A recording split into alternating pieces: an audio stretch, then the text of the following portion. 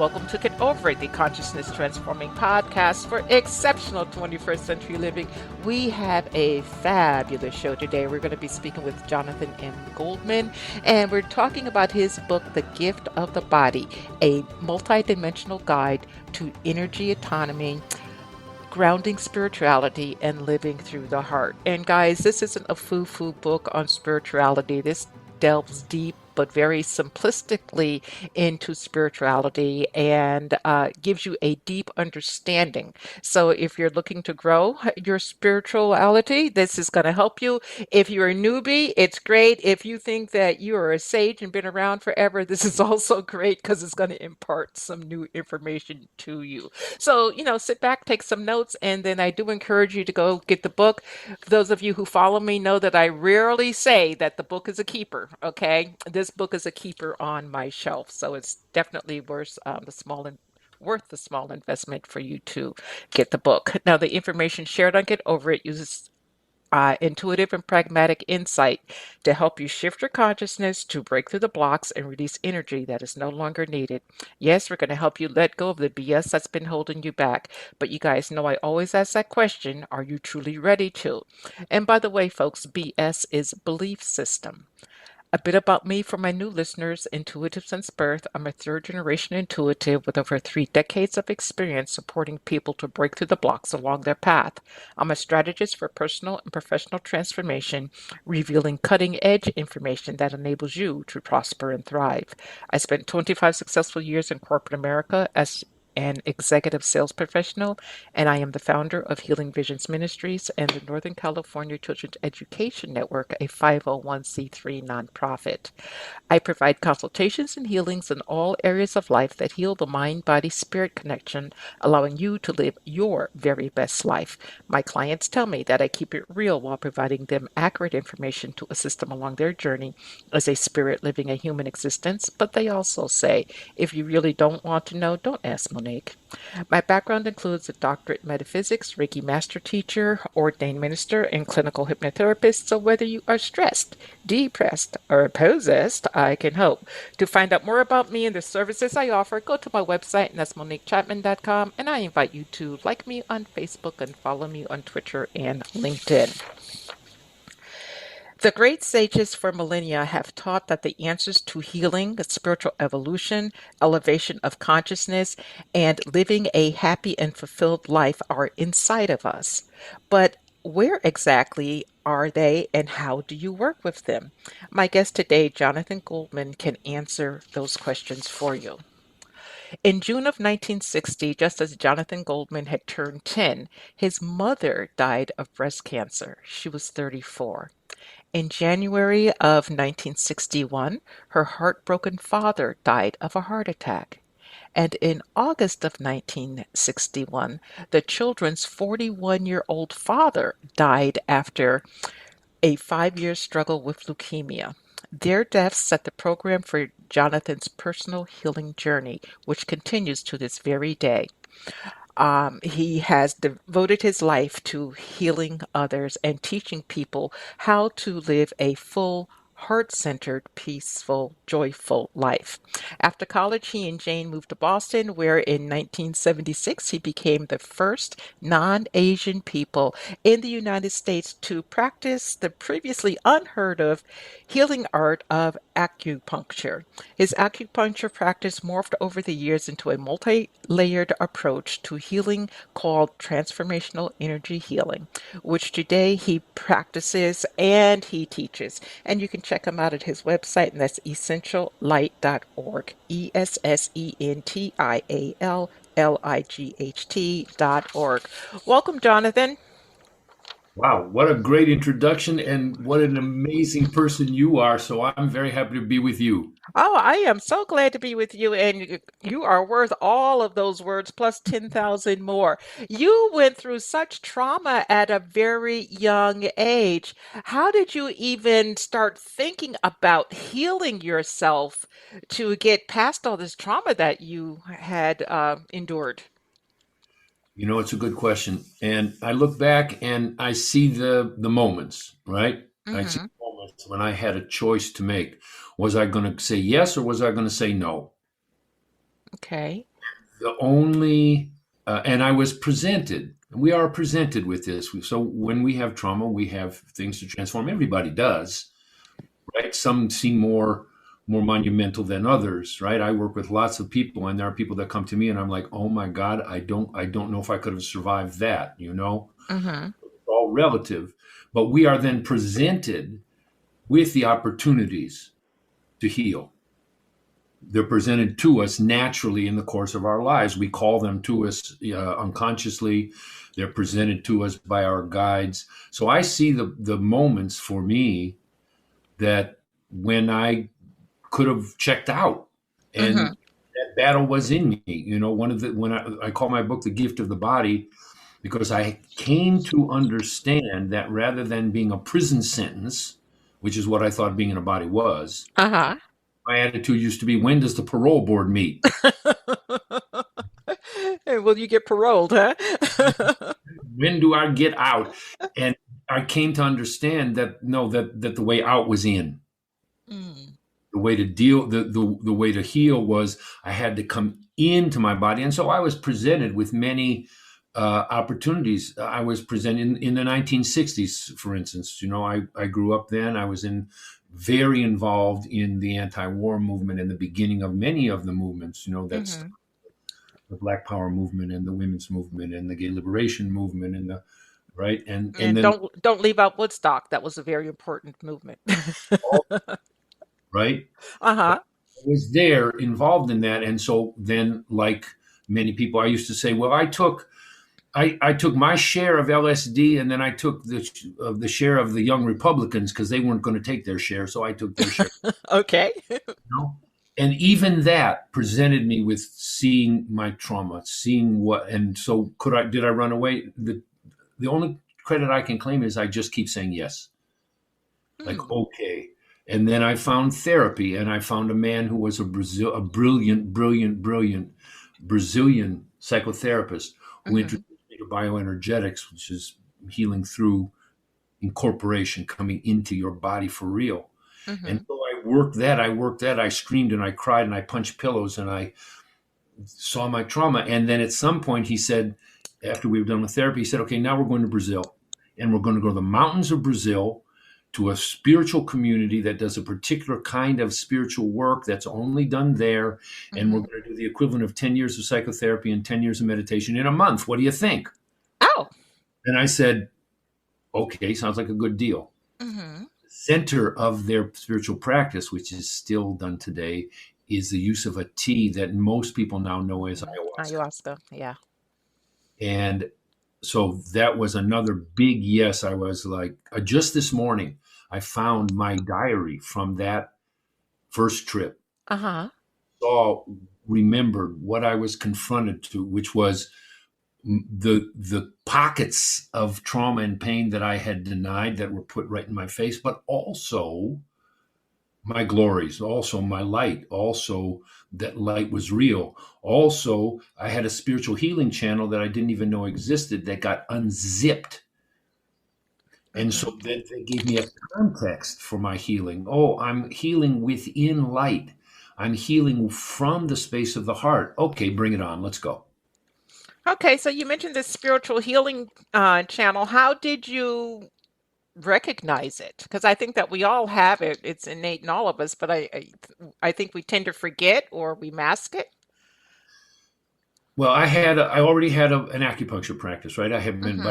had been practicing acupuncture. This was 1988, February 1988. So I had been practicing acupuncture for 12 years in a mostly in a 7 by 8 room in my house in the urban neighborhood of Boston.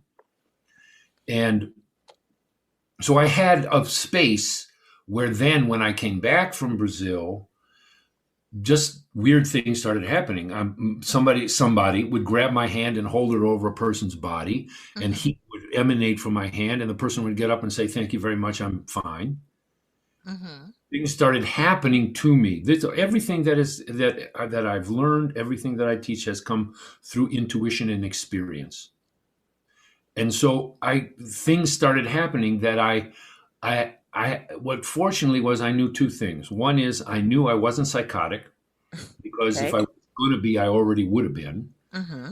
And second, I knew it was good. I knew it was positive. I knew it was connected to light, that this was not some demonic weird thing. So Mhm. I said, okay, I said, yes, let's see what's going to happen.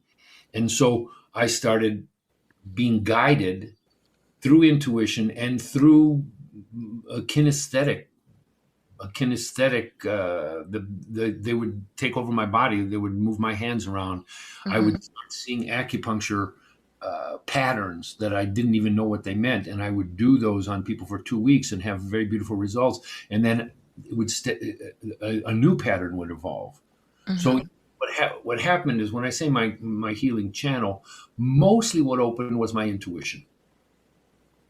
Wow. Okay. Very clear, what I call grounded intuition, like Mhm. knowing but not knowing how you know. Mhm. It's how I Right? live my life. Obviously, right? Yeah. That opened up in me, and I had done enough previous work and continued to do work in grounding, meaning Mhm. inhabiting my body, inhabiting and and learning the discernment between, right, in doing spiritual work. There are three components: there's inspiration, there's Mhm. ego, and there's drama.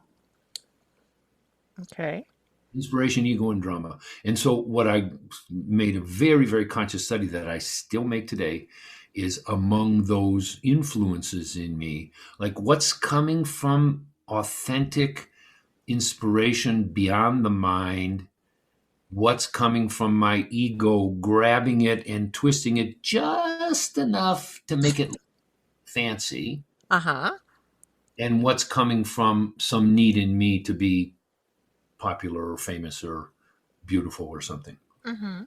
And so making those discernments, then making it a conscious part of my work, Mhm. then I feel confident that when I work with a client or when I give a teaching, then I'm at least doing the best I can to be for real and authentic. Was what you said in your introduction. That's what your people say about you, right? Right? Yeah. For real. For better or worse, yes. For real. Yeah, it's truth. Yeah. Do the best I can to do that as well. Hmm. Okay, so in the book you talk about the human energy vehicle. What is that, and how does it connect with transformational energy healing? Or maybe you should explain both and how they interact. So the human energy vehicle, some people call it the aura, some people call it the etheric double. I came to call it a vehicle because it's what we move around in. Mm-hmm. It's a vehicle. What I say is, it's a rental, right? We Mm-hmm. get this rental that has we have, and has a contract. We don't know how long the contract is, but it has a time limit, Mm-hmm. and we are the inhabitants of the vehicle. Our body, our multiple bodies. We actually have 5 different layers, Mm-hmm. and we inhabit that. And it's a vehicle designed to travel around in the earth and gain experience and gain knowledge. So most of us sit in the back seat, and the vehicle sort of drives around randomly, and sometimes Mm-hmm. crashes and falls over a cliff, or it stalls and we don't know what to do. What I teach is, let's become the commander of our vehicles. Mm-hmm. Let's at least be the co-pilot. Okay. You know? And so that's the vehicle. The vehicle is an energy configuration. The densest layer of that is our what we usually think of as our body, our physical body. Mm-hmm. But we have succeeding layers, more refined, more, but the same energy, just a different variation on that theme of life force, Mm-hmm. that go from the physical body outward. So we have an etheric body. So you mentioned that you're a Reiki master. Reiki is one of the more powerful ways of entering into the etheric body and affecting the whole vehicle. Mm-hmm. Acupuncture is another one. Mm-hmm. We have an emotional body. The emotional body is beyond that, And the emotional body is like an accordion. It can be super expanded. So here I am with you, and I feel good, and I feel safe, and I feel happy. So my emotional body gets wider. If I'm standing on the subway, I used to go in the subway in Boston. You Mm-hmm. stand in the subway in Boston, and literally your body's touching someone, and you're not touching them because your emotional body is so contracted that it's like a millimeter thick. Mm-hmm. Then we have a mental body. The mental body is the membrane that surrounds the vehicle or surrounds our energy uh, bodies Mm-hmm. that defines us. We are mostly defined by belief, thought. So but it's a vibration. And then beyond that is the spiritual bodies that connect us to other dimensions and to our own higher self and to past lives. So I take all of those into account, and the healing work that I do and teach is clearing the blockages, the densities, the Mm-hmm. held spaces in all of those bodies to make the whole thing move the best that it can. And then let's see what symptoms disappear and what don't. Okay. So when you go through this process, excuse me, and you get to the point where you see symptoms that, just go away because we truly don't need them. They're here, I guess, for an awareness, and you can choose to grow through that. What happens when you come up against the wall of a symptom that just refuses to go away, or you're refusing to release, I think would probably be more accurate, and it becomes a block for you, and not just a block in you releasing it, but a block in all areas of your life. Then that becomes the focus of work. In other words, some stuff, when people come to me, a bunch of stuff people are just ready to release. I'm sure you have the same Mm-hmm. experience. A bunch of stuff people are like, oh yeah, that it's like the old shirt you left on the shelf, and you're going to take it to Goodwill, like Mm-hmm. oh, done. But then we get down to we get to the central thing. Like what I call it these days is I call it the binding thought. Mm-hmm. What is the binding thought? What is the underlying belief that a person is holding on to that the whole pattern depends on? And that becomes the focus of work. So there's meditative work, there's emotional work, Mm-hmm. cognitive work, there's decisions we make, and then there's also energy radiation. So Mm-hmm. we combine all of those things for that person to do what I call make a study. So in that case, what you're saying is the person realizes, or you or the practitioner realizes, oh yeah, this person they're not ready to let go of that. Mm-hmm. This, this is a defining aspect of their identity, right? So well, we don't let go of identity easily. So let's work it. Let's take it step by step. So to speak, let's unravel it thread by thread, thought by thought. What's the thought? Mm-hmm. Thought is I'm a victim. There's a very common one, right? Yeah. And then I have plenty of evidence, right? I can Uh-huh. write evidence. I had this happen, this happened, then this person was mean to me, this person abused me, blah blah blah blah. Okay, that identity is very strong with many people, and it defines how we go through the world. I have an expectation of being a victim. I have an identity as being a victim, right? And Mm-hmm. I go about my life actually proving that. That you're okay. Change that, right? Mm-hmm. Another thought to another way of being, that can take a while. And so Mm-hmm. I don't force it, but then I come out with those things, bringing it to consciousness, like let's talk. And that's one of the advantages of the kind of work I do, because what we can do is literally identify where that thought is in the aura, in the vehicle, which chakra it is in, Mm-hmm. which layer it's in. Specifically, let's point a finger at that place. Now, let's unravel it.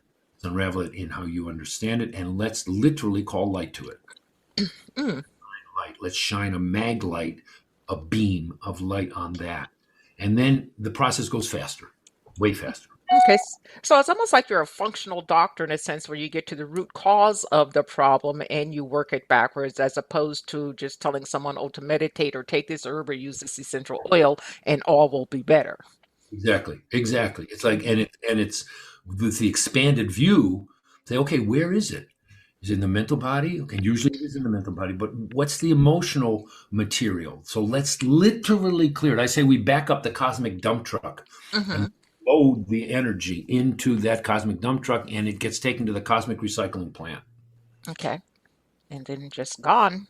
Well, folks, we're speaking with Jonathan M. Goldman. His book is The Gift of the Body. It's available everywhere. The foreword is written by Donna Eden. You should definitely check it out if you are into this type of healing, which I know all of my listeners are. You can check out his website, and that is essentiallight.org, essentiallight.org, all one word. Jonathan, you talked right before I reintroduced you of thoughts. So, talk to us about thought forms because I think people truly don't understand what a thought form is and how it can take over your life. I do a lot of work with spirit release with people, and 99.99999% of it is thought form creation. So, talk to us about thought forms. I am so glad we're talking about this.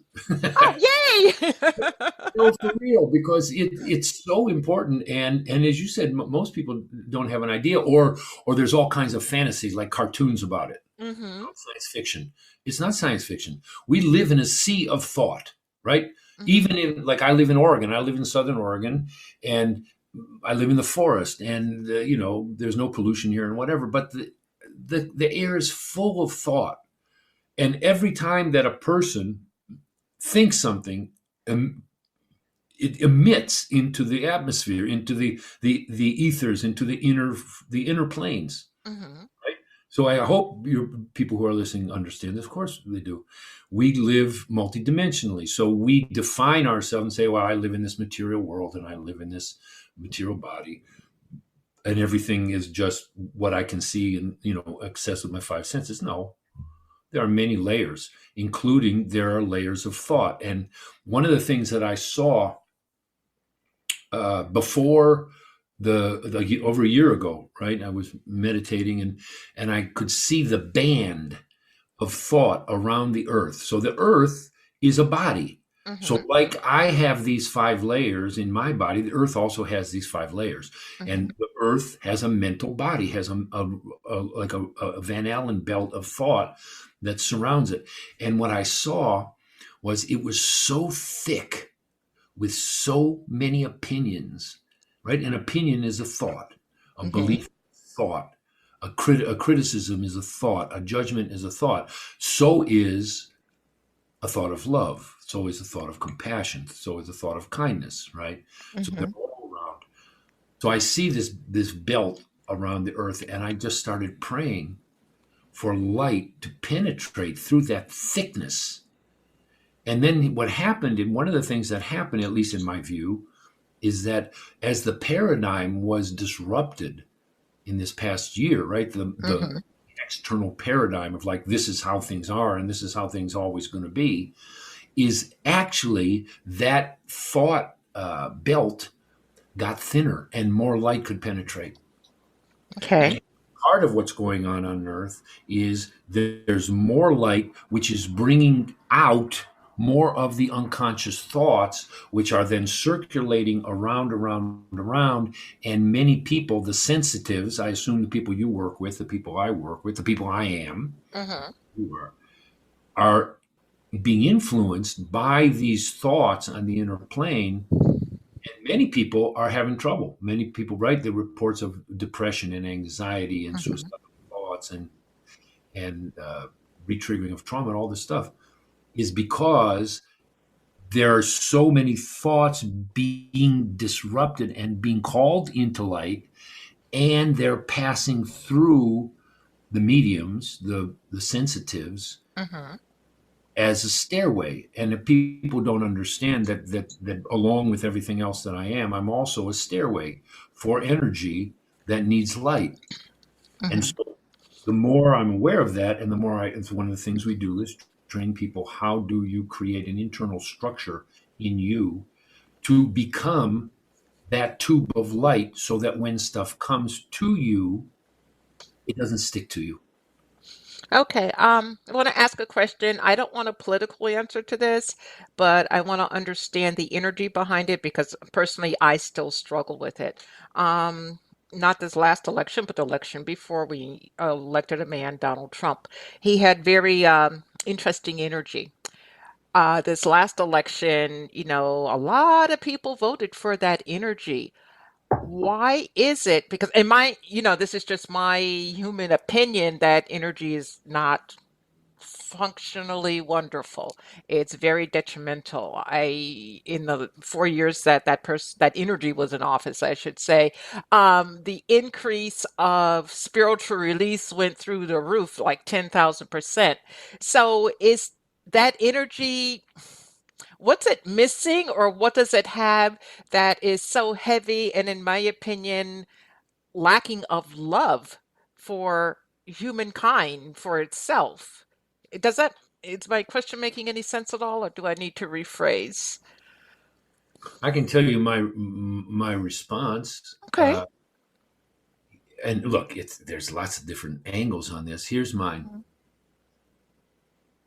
Humanity in general, humanity as a species, we are being called into the next stage of evolution. We're actually in it. That Mhm. evolution is the transference of loyalty from the third chakra to the heart. Mm. My book, I call it the longest 4 inches in the universe. That so we have been in this country, in our country, Mhm.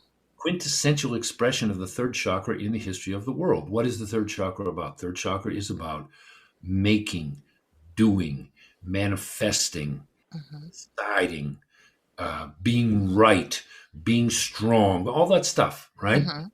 And the loyalty living according to the third chakra inevitably leads to perpetual conflict because the third chakra only knows how to do that stuff. It only knows how to manifest and make and judge. So we're being called as a species in evolutionarily and as individuals, we're being called to transfer our loyalty, our way of living through, I call it living through the heart, not living in the heart, living through the heart. Mhm. So we're being called. And in that negotiation, let's call it, Mhm. the third chakra that guy and his people are the total expression of. Mhm. It's all about money. It's all about winning. And it's all he did. The poor guy, he's completely psychotic behind the fact that he actually lost. Right. Right? And his people, they're psychotic because if you're in the third chakra, there's only two options: you're a winner or you're a loser. In the Mm. heart, no. In the heart, you're a person. Okay. Sometimes you win and sometimes you lose, but you're Uh-huh. learning. Right? It's a completely different way. So that's my view: is that hanging on to that, and that transference to the heart, that may take 100 years to do it. The Mhm. people who are working with you and the people who are working with me and other people, thank God, are pioneers because we're understanding that we can choose, right? With one of the things you said so clear in your introduction, we can choose Mhm. to enter the heart, and we can choose to learn literally the inner yoga, I call it, the Kriya Yoga, of aligning consciously through breath, through meditation, through awareness, through choice, with the heart chakra.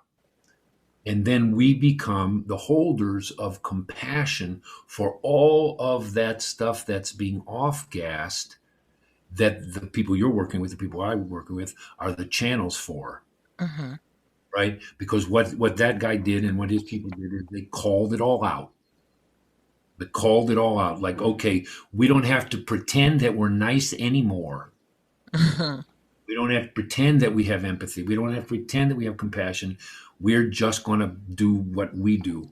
And people are so desperate. Many people are so desperate are pathologically desperate to avoid the reality of not knowing. Mm. Right? In other words, nobody knows. Mhm. I don't know what's going to happen. No, you don't Right. know. Nobody knows. Right. But because we've been so externally focused, we're in this culture, we are taught to be externally focused. But I know myself by how you reflect me. I know myself by what I do. I know myself by this and this and this.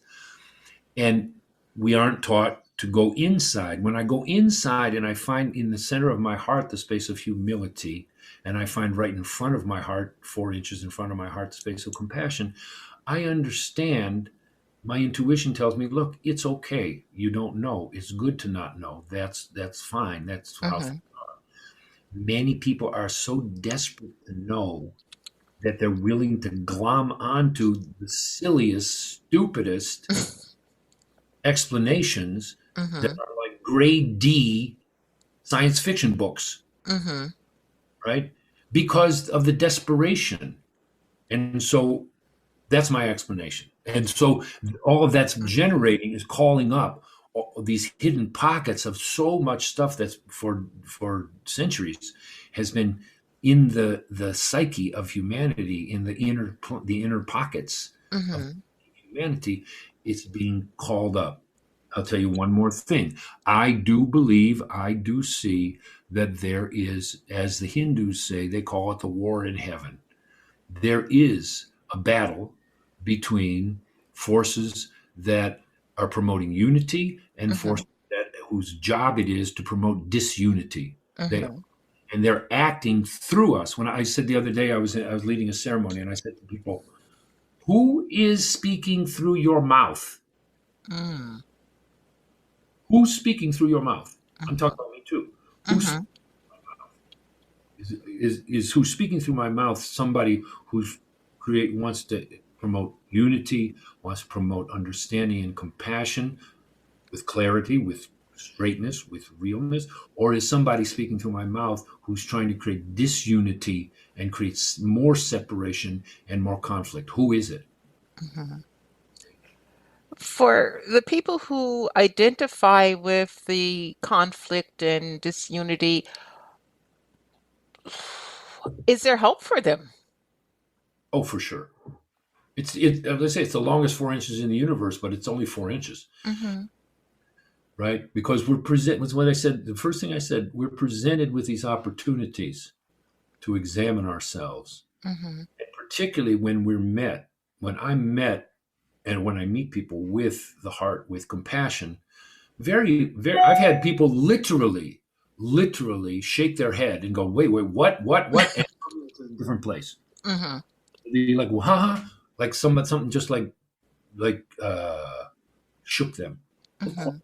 of course. Life is long and cycles are long, and the distance between um, madness and light is not very great. Okay. Razor's edge. That So 4 inches. Okay. Now, in your book, you talk about divine tactics. What are divine tactics? divine tactics. What is a tactic? A tactic is part of a strategy. What's the strategy comes from necessity. The necessity in this time is, how do I navigate all of the stuff we're talking about? Mhm. And how, in if my prayer, as I say, is I want to know myself. I want to be useful. I want to be a tool of light. I want to be an instrument of light. This is my prayer every day, right? Mhm. But how do I do it? Like, what are the tactics? So I can adopt the idea and say, yes, I want that. But then what? How do I actually build into my bodies, into my vehicle, an internal vibratory structure that has me sit in my heart, Mhm. has me grounded on earth in my body, in a Mhm. feeling safe, because when I'm grounded on earth, from my first chakras in the earth, I feel safe, Mhm. receiving literally the vibration of light into that body that fills me, gives me health, and then transmits through me in whatever I do. How do I do that? So the divine tactics are the way that I teach to build that internal structure by exercise, by meditation, by prayer, by conversation, and to create underneath my ego body, my emotional body, my physical body, a vibrating place so that with a thought, I step into my heart and it's like being in a, a scaffolding of vibration in my bodies. Mm. I call it the three groundings. It's called grounded on earth, centered in the heart, receiving light. And literally, that's what we do. And so that in any moment, and it's a practice, right? It's like anything else. Like if you're going to learn to play the piano, most people don't sit down and play Chopin in the first minute. No. You have to be like ding, ding, ding, ding, ding, ding, ding, ding. And so it's a work, daily work in meditation practice. We do workshops about it.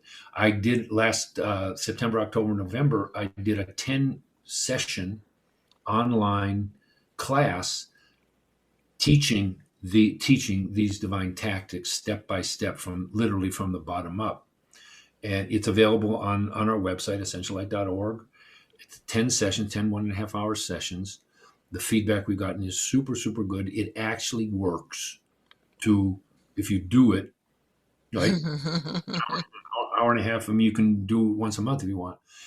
And building this inner structure, and the feedback that we've gotten from it is it was very successful. So that's it. Okay, well, let's talk a little bit more about what's going on at your website, essentiallight.org. I'm there right now. I'm looking at the workshop link, and that's the second program that he just talked about, folks. It's the second program being offered. You have courses there. Tell us about a couple, because they range from prices that are posted anywhere from $20 up to 150, and I guess the Living Through the Heart of the New Paradigm is a bit more. But talk to us about what's there so that people can really, if you've enjoyed the conversation, folks, you're going to enjoy his work. You're going to enjoy the book, because the same calmness and groundedness that he's presenting is in the book. I haven't taken a course, but reading the website, I can intuitively feel that it's there. So talk to us about your workshops more in general, please. So, well, and as you said, so what we've done on purpose is we have things on the website ranging from free talks to courses. Mm-hmm. And we're developing more. I recently just did a 2-part series on mediumship. Was super well received. That which is what we're talking about, right? We're talking about the people who Mm-hmm. you're saying get possessed by thoughts and by entities and whatever, and also people who are learning to channel light. So I did that. I'm about to, at the end of starting the 20th of May, 20th, 27th of May, and the 3rd of June, going to do an online course. The first session is dedicated to understanding depression and anxiety from an energetic point of view. The second is understanding trauma from an energetic point of view. The other thing we've added to these is we're doing group light healings. So I had this idea. I said, well, what would happen if we just open up a space of light with everybody that's on a call, 100 people, 150 people? Let's just see. And and I prayed about it. And Mm-hmm. usually what I get from my guides is yes or no. So I expected yes or no. And what I got from them was, well, if you want to do it, we'll show up. So Oh. we did. So that's what we're adding to that. We're adding a space for people to get knowledge, bring their own need for healing, and then let's create a collective space where we radiate all of that with light. So that's the next step. Mm-hmm. In the fall, I'm going to open a 1-year training called the Living Through the Heart process. And that's going to be a combination of in-person workshops on our land where we live. We live here in Oregon. We live in the forest. We have a a complex of 3 yurts in the forest, very beautiful place that's developed over the years. We're going to do in-person workshops and then also online classes in between. So that's what I'm saying is there's a range from you can do a 3-minute video and just get a taste of what this is. Hopefully, if, as someone once said to me, if my babble appeals to you, listen to my babble. Appeals to you, listen. If my babble appeals to you, then come and be with us. Up to grading, right? Then this 10-week course, blah blah blah, and then there's going to be the whole training. Okay. So, and then we're also doing a thing. We do a thing called Thursdays with Jonathan, which is basically I get to talk about whatever I want. Well, that's good, right? Because that you need that balance in there. Folks, this book is The Gift of the Body. It's just under 550 pages. It's a large book. It has a color insert of the path of transformation and a chakra map, which we really haven't talked too much about. The chakra map, a guide to the human energy vehicle. That's a 2-pager, and it's chocked full of information. It's a course within itself. So if you've enjoyed what we've spoken about today and it really resonated with your heart, do get the book. Listen online to the meditations, to all of the other work that's available there for no charge at you, because it'll shift your energy. Okay. And, for those of you right now who are in a low space, you just can't like climb out of the dark hole or get up from your velvet rut. I truly feel that the transmissions and the meditations will shift your energy almost instantaneously. Jonathan, we're almost out of time. What pearl of wisdom would you like to leave with our audience for today? You are really not alone.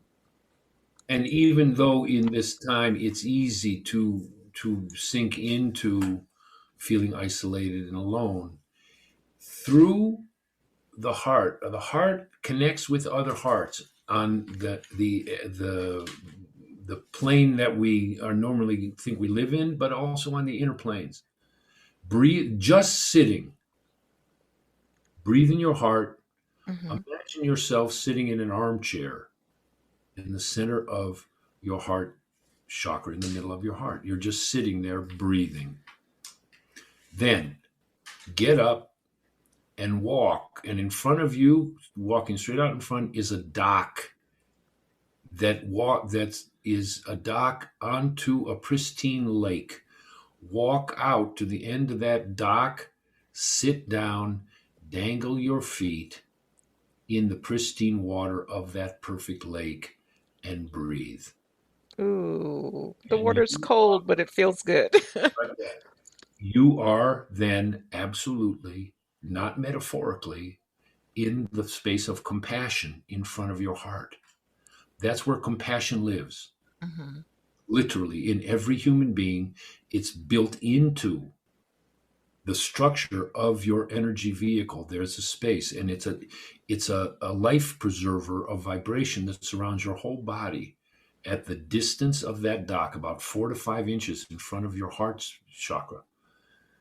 And that space is literally the space of compassion, which is the space of healing, the space of protection, energetic protection, and the space where your intuition can speak to you.